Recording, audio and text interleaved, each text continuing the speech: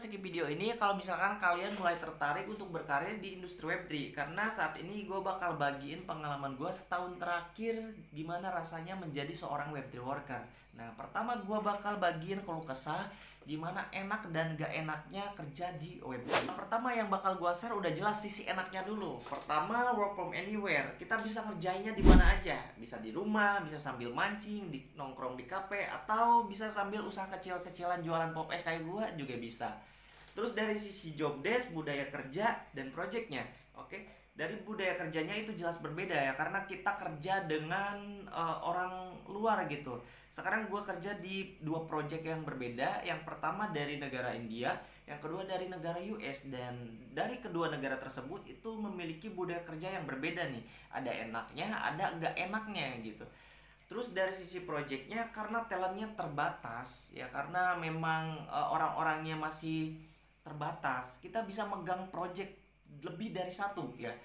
Ada juga yang pegang project 5 nih, kayak teman gue gitu. Kalau misalkan kalian gak mau tidur ya bisa pegang project banyak, dan itu merupakan peluang ya untuk kita mengumpulkan cuan lebih banyak. Terus dari sisi job desk-nya, nah dari sisi job desk-nya juga ini tuh menuntut kita harus kreatif. Jadi di sini di Web3 ini kita nggak harus nunggu disuruh gitu. Kita harus inisiatif untuk mengadakan campaign, mengadakan event, terus kita bikin GTM, kita berkolaborasi, partnership, dan yang lainnya. Intinya di Web3 Worker ini kita dituntut untuk berkembang, dan itu bagus untuk mencambuk kita untuk menjadi lebih baik.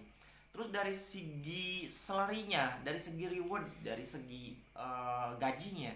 Nah, untuk gajinya sendiri itu tergantung dari projectnya ya. Ada yang fixed salary per bulannya, ada yang by kinerja, by performance, ada yang by rep gitu. Itu beda-beda ya. Saat ini kebetulan gue ada yang by rep, terus ada yang fixed salary. Nah, untuk fixed salary sendiri job date-nya itu ada KPI-nya, jadi kita setiap bulannya ada targetnya. Tapi untuk yang by rep itu nggak ada targetnya.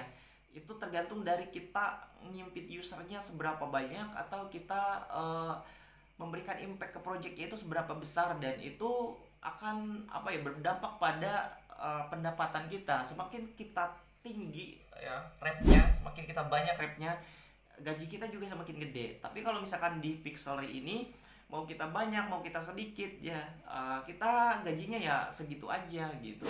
Sekarang gua bakal share sisi gak enaknya menjadi seorang Web3 worker. Untuk setiap pekerjaan pastilah memiliki resiko dan sisi yang gak enaknya. Oke, pertama ada time zone ya. Kalau misalkan kalian lihat sekarang itu jam 4 pagi dan gua